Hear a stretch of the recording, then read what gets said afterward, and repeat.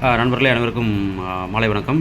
தமிழ்நாடு பட்ஜெட்டில் இருக்கிற சில குறிப்பு செய்திகள்லாம் நம்ம பார்ப்போம்.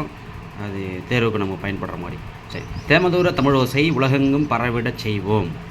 இது யாருடைய எழுத்துன்னா பாரதியார். தேமதூர தமிழோசை உலகெங்கும் பரவிடச் செய்வோம். இரட்டை காப்பிய நூல்களை 25 இந்திய மற்றும் உலக மொழிகளில் மொழிபெயர்க்க முடிவு பண்ணியிருக்காங்க. அதுக்காக 2 கோடி ரூபாயை ஒதுக்கிட்டு இருக்காங்க. அடுத்து பாருங்கள், எத்தனோகிராஃபினா இன வரைவியல். அடுத்து பாருங்கள், குடிசையில்லாத தமிழ்நாட்டை உருவாக்குறதுக்கு 2030க்குள்ளே 8 லட்சம் காங்கிரீட் வீடுகளை அமைக்க முடிவு பண்ணியிருக்காங்க.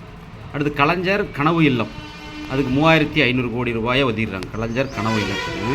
அடுத்து பாருங்கள், முதலமைச்சர் சிஎம் தாயுமானவர் திட்டம்.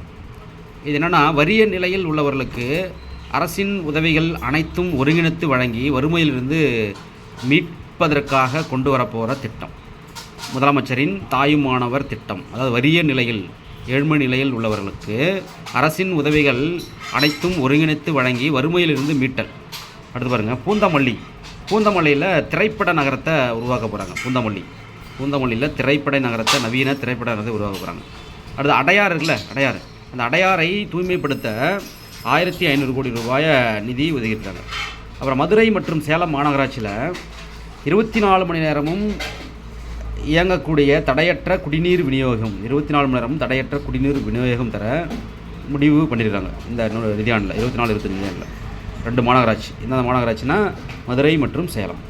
அது ஒகேனக்கல் கூட்டு குடிநீர் திட்டம். இது எந்த ஆண்டு தொடங்கப்பட்டதுன்னா 2007ஆம் ஆண்டு. ஒகேனக்கல் கூட்டு குடிநீர் திட்டம் எந்த ஆண்டு அறிமுகப்படுத்தினாங்கன்னா 2007. அது ரொம்ப முக்கியமானது, அது கொஞ்சம் பாருங்கள். ஒகேனக்கல் கூட்டு குடிநீர் திட்டம். சரி, அடுத்து பாருங்கள், இன்னும் வேறு என்ன செய்யுதுன்னா, மூவாளூர் ராமாமிர்தம் அம்மையார் அவங்க பேரில் தான் இந்த புதுமை பெண் திட்டத்தை அறிமுகப்படுத்தினாங்க. அதாவது அரசு பள்ளியில் படித்து கல்லூரிக்கு போகும் பெண்களுக்கு மாதம் 1000 ரூபாய் தராங்கள்ல, அது அரசு உதவி பெறும் பள்ளிகளில் தமிழ் வழியில் பயிலும் மாணவிகளும் பயன்பெறும் வகையில் இதை விரிவுபடுத்தியிருக்காங்க. அரசு உதவி பெறும் பள்ளிகளில் தமிழ் வழியில் பயிலும் மாணவிகளும் பயன்பெறும் வகையில் இதை நீட்டிச்சிருக்காங்க. அடுத்து பாருங்கள், விடியல் பயணம் மேலும் எந்த மாவட்டத்துக்கு விரிவுபடுத்துகிறாங்கன்னா, நீலகிரி மாவட்டத்தில் உள்ள கொடைக்கானல், வால்பாறை. நீலகிரி மாவட்டத்துக்கும் அதில் கொடைக்கானல், வால்பாறை, நீலகிரி மாவட்டம், கொடைக்கானல், வால்பாறை, இந்த 3 இடத்துக்கு இந்த விடியல் பயணத்தை மேலும் நீட்டிச்சிருக்கிறாங்க. Extended to Nilgiri district, Kodaikanal and Valparai. அந்த விடியல் பயணம் தெரியும், பெண்களுக்கு இலவச